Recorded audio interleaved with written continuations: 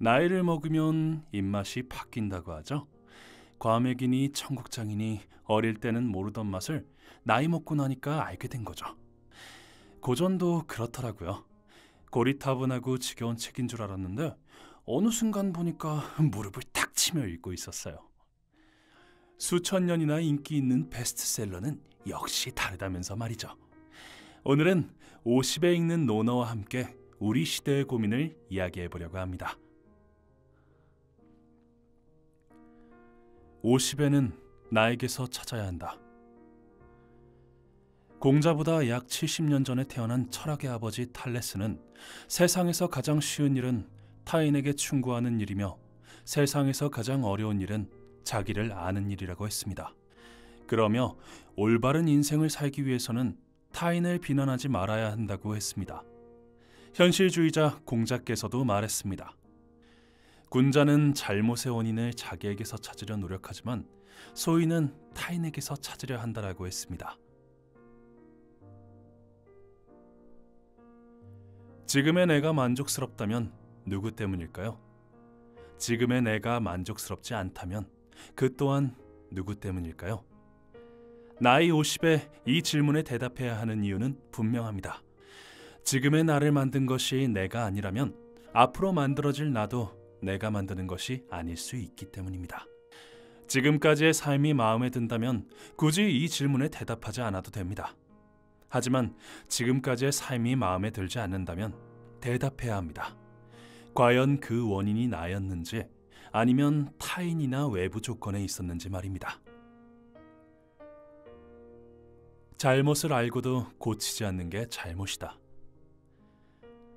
지금까지 읽은 책 중에서 가장 기억에 남는 10권을 소개해달라고 갑자기 요청받는다면 즉각 대답할 수 있는 사람이 얼마나 될까요? 많지 않을 것 같습니다. 그간 많은 책을 읽었음에도 기억이 나질 않아서 그럴 수도 있지만 실제로 책을 거의 읽지 않고 지내왔기 때문일 수도 있습니다.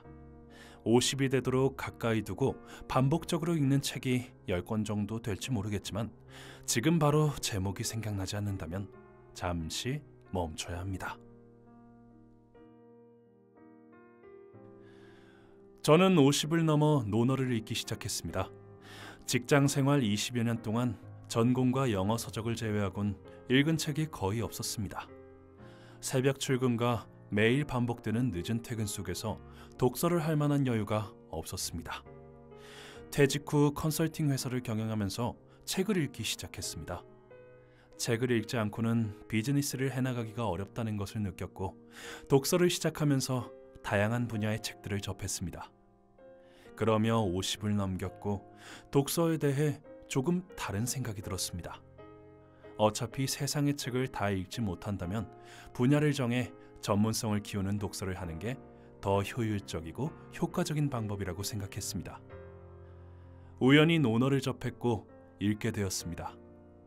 두꺼운 논어를 간신히 다 읽어내니 논어를 풀어 쓴 책이 궁금해졌습니다. 여러 저자들의 책을 읽다 보니 조금 더 전문적인 책을 찾아보게 되었습니다.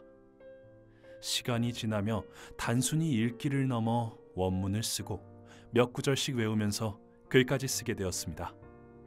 글을 모아 책을 내고 책을 바탕으로 강의까지 하게 되었습니다. 강의는 읽는 것과는 또 완전히 다른 경험이었습니다. 강의는 더 넓고 깊은 독서를 요구했습니다. 논어뿐만 아니라 맹자, 중용, 대학도 읽어야 했습니다. 주역과 시경에도 관심이 가고 일본 학자가 쓴 논어책과 중국 저자가 쓴 논어책과 서양 학자가 쓴 논어책에도 관심이 갔습니다. 순자, 한비자, 묵자, 장자, 노자에 관련된 책들도 눈에 들어왔습니다. 사마천의 사기를 비롯하여 고전이 무엇인지를 조금 터득하게 되니 동양 고전을 지나 서양 고전들도 궁금해졌습니다. 잘난이도 못난이도 모두 스승이다. 언제부터인가 부자를 보면 신경질이 났습니다. 전후 좌우 따져볼 겨를도 없이 화가 났습니다. 젊은데 부자인 사람을 보면 나이와 상관없이 욕이 튀어나오기도 했습니다. 가까이에 있는 사람이 잘 풀리는 걸 보면 질투와 시기심에 마음이 쓰리고 괴로울 때가 많았습니다. 사촌이 땅을 사도 배가 아파 죽을 지경인데 잘 나가는 동창이나 동료들을 볼 땐 오죽했겠습니까? 단 한 번의 누락도 없이 승진하면서 특진의 기회까지 독차지한 동료에게 겉으로야 축하했지만 속은 얼마나 쓰렸겠습니까? 좋은 학교를 나온 것도 아니고 뭐 하나 잘난 것이 없어 보이는 동료가 그랬을 땐 더욱 괴로웠습니다.